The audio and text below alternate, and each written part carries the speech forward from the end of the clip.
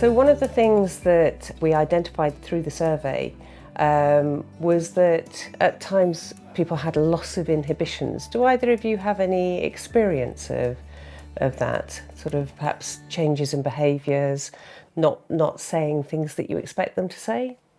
My mum used to probably use vocabulary at times that she wouldn't normally have used.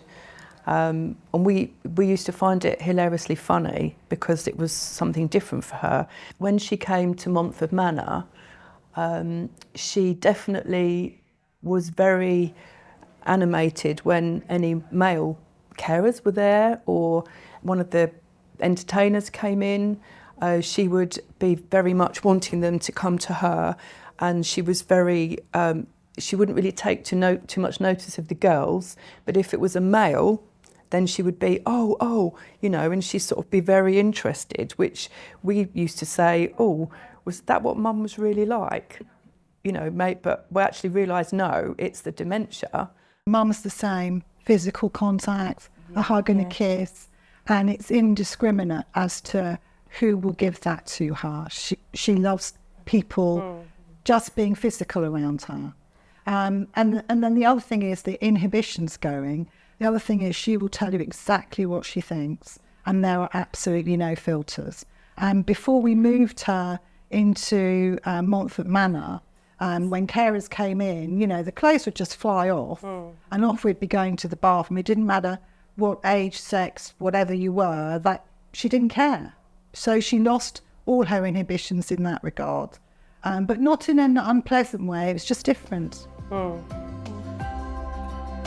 And I remember, you know, my mother being very like this, where she seemed to lose her social veneer. And so we might have been out and about and she would say things as she saw them. And that might be inappropriate. And I know I've walked into homes and people have referred to elements of how I appear that could be linked to sexual behaviour, but actually it was just how they recognised me. So I don't know whether you've got anything around how people might lose that social veneer and how they might behave. I think it's about the frontal lobe, one of the biggest lobes, the biggest lobe of our brain. Actually, that's our social filter. That tells us what's right and what's wrong. And as dementia increases and the frontal lobe becomes diseased, that filter has gone. So when we know what's right and what's wrong, and we learn that from a very young age, actually that goes, and we say what we see. We say what we see, we say what we feel. And we need to support families that actually it's not Mum suddenly being very rude, it's the changes in her brain, the chemicals in her brain, the changes are happening second to second, and that actually she's just coming out with the words. And that previously she may have privately said to you before, but actually it just comes out. And so that can be quite a shock for families, particularly if it's something sexual in nature. But sometimes it might be a swear word or a rude connotation.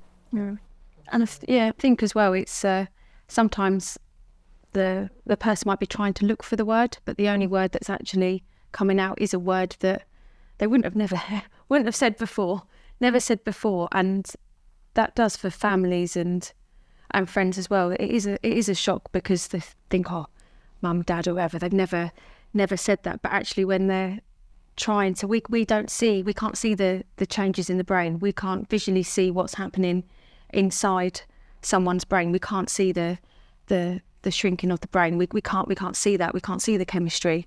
Yeah.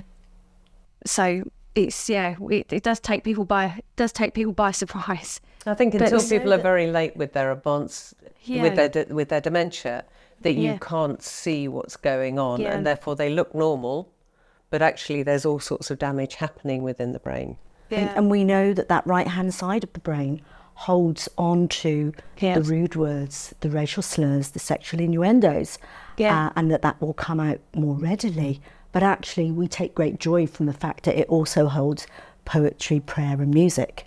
And we really harness that within our care homes, because even in the far reaches of dementia, that whilst those rude words, sexual innuendos and racial slurs may come out, actually music and prayer and poetry is still there, and we can use that to support them and give them joy and meaning in their day.